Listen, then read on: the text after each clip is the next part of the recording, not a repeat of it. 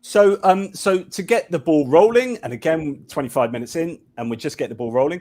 In order to get to heaven and hell, you need a vehicle. You need a vehicle that gets you from here, from this earthly life, to this non-material reality. So the vehicle is the soul.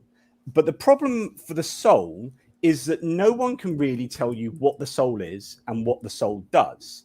And it has to be able to transcend physical reality to a non-physical reality.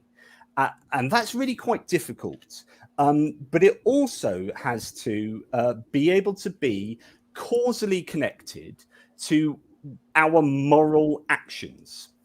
And it has to be causally connected because if you're going to punish a soul eternally, then the soul needs to be responsible for doing the stuff that you did wrong on earth in order for it to be fair, in order for it to be fair that God punishes the soul eternally. Does that make sense? Yeah, it's the idea of, I mean, obviously, what kind of penalty are you going to get for what you did? If I stole an apple, do I deserve to be burned for all eternity? No. And it's also are you getting deeper into it? We'll come on to that. That's one of our later arguments, but you're absolutely right. But the first thing is, well, what is a soul and what does it do? And the issue here is that people can't give you a decent answer to that. So just before we get onto a couple of those super chats, here's a quote from the Catholic Encyclopedia that broadly tells you that, you know, it's an important thing, the soul.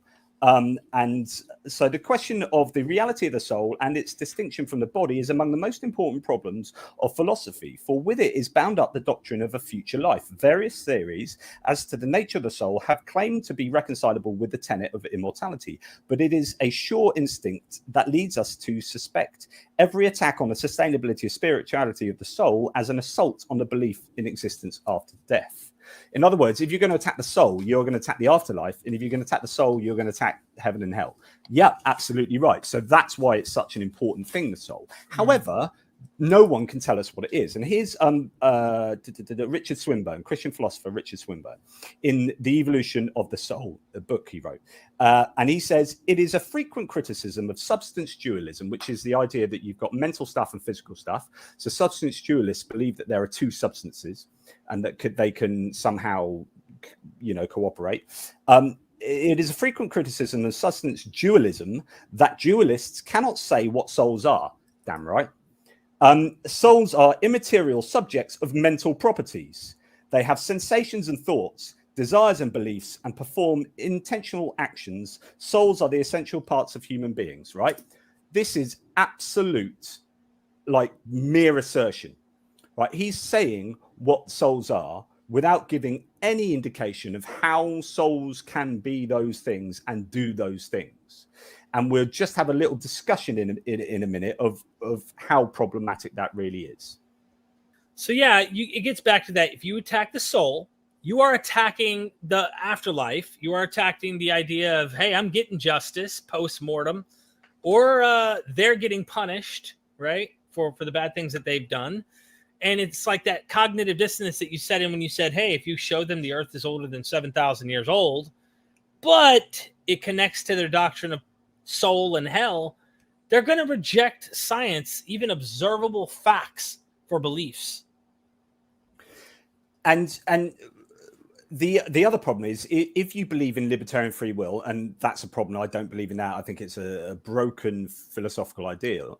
But if you believe in libertarian free will, then the soul has to be somehow acting upon you, or the thing that is doing the libertarian free will, in order for the soul to be punishable or rewardable in hell or heaven. And so, you know, whatever you believe about free will, the soul has to be involved there somewhere. But then you get theologians saying, well, the soul, as Richard Swinburne says, is doing thinking, is doing like memory, is doing rationality, is having thoughts, is having feelings. Right. And the problem is, we understand all the parts of our physiology and our mind and consciousness that do all those things, parts of our brains that do those things. So if you're saying the soul does those things, if the brain already does those things, or other things do those things, then the other things do those things, not the soul. Right. So you can't say the soul does this and also say, well, the brain does that. We know how memories are made, and we know how we learn. So you get some theologians say the soul can learn. We know how pedagogy works. We know how psychology works. We know the learning theories, and we know how the brain is everything's fundamentally based upon the brain. There's a supervenience, there's a dependence on the brain for all these things. Stick a fork in your eye and see how it affects your brain. Take drugs, drink, be tired, be hungry. All these things affect your the way your mind works and the way your intentions work. So if Richard Swinburne is saying, well, the soul is an intentional agent, effectively, how can it be both this separate thing, but also things that our body does and has effect on? And so then it has to be connected to us. Well, how does an immaterial soul get connected to the physical body? Where does it get connected? Where is it tethered? How is it tethered? How does it interact? How does it causally interact with everything we do and think? Right. That's a problem that for anyone who wants to watch a fun debate, go watch Shannon Q debate Darth Dawkins. And it's a troll, he's a troll fundamentalist Christian, but this problem, she says, is what made her go from being a Christian to like absolutely no. And you bring up a fascinating point. Like, if the brain does this function, and then you say, well, the soul does that function too, or it can do the function too, and you have brain damage. I've heard this in debates and in comments, and people have asked these people like Swinburne, if you will, and others, like, is the soul limited based on the physiological, the physical nature? So if I go and my head gets smashed in or something, and I end up not being able to function the way I once did, I don't even seem like the same person. Is the soul also damaged now? Or is it the soul just limited, but the real soul of me is it's so unfalsifiable, and it becomes unfalsifiable to protect that belief, so that anything goes after a while. You kind of go like, you try to pin them down, but they'll be like, oh, no. Like, it's like an invisible ghost that fits right into this suit that we call our bodies, or something like that. And it's like, what the heck, dude? Yeah. As soon as you've got a mind-body supervenience, so the mind supervenes on the brain. So we know that we change our brain, our minds change. We do all those things I talked about earlier that can affect your consciousness. That, to me, those are all like pretty standard arguments that the mind supervenes, depends upon the brain. And as soon as you've introduced that idea, then the soul, you've got even more difficulty for the soul. Now, it might be worth mentioning the three different ways that Christians explain how the soul comes into being. There's traducianism, there's pre-existence, and there's creationism. So pre-existence is the idea that soul pre-existed the body completely. That's really problematic, and actually most Christians will not believe that. Then you've got traducianism, which is that the soul is created when the sperm and the egg conjoin. So it's almost like God sorted everything out and then sits back and lets that happen.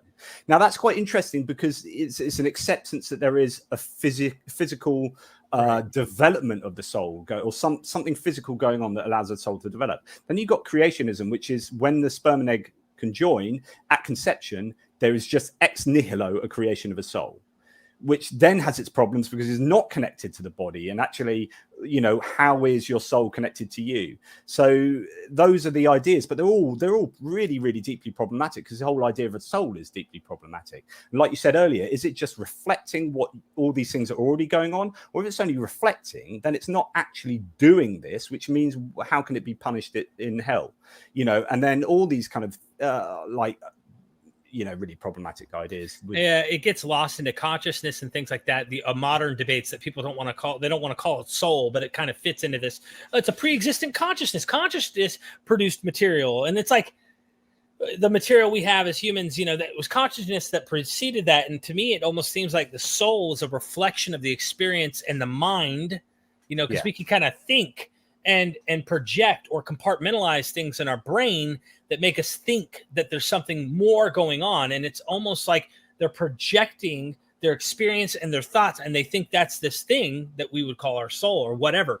And I think it's interesting. I heard Steven Pinker, the philosopher, once was talking about language. I think it is. He's a philosopher. Yeah. So linguistic. Yeah. Linguistic. Yeah. He does a bit of everything. I think it was him.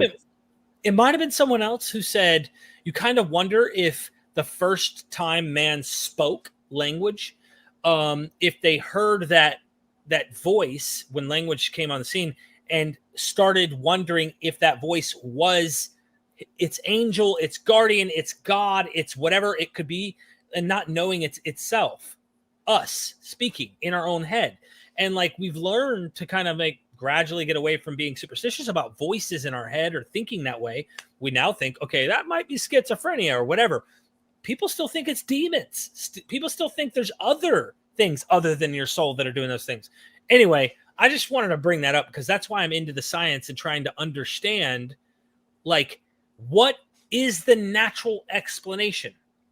I think, I think the idea of the soul being consciousness is broadly what most people probably think it really is. Mm-hmm. Like you just think, here's my consciousness, this is me, and this is what I'll be in heaven. And we'll talk about that as a huge argument about what represents you in heaven. We'll come to that later. There's loads of super chats. Do you want to go? Yeah. I just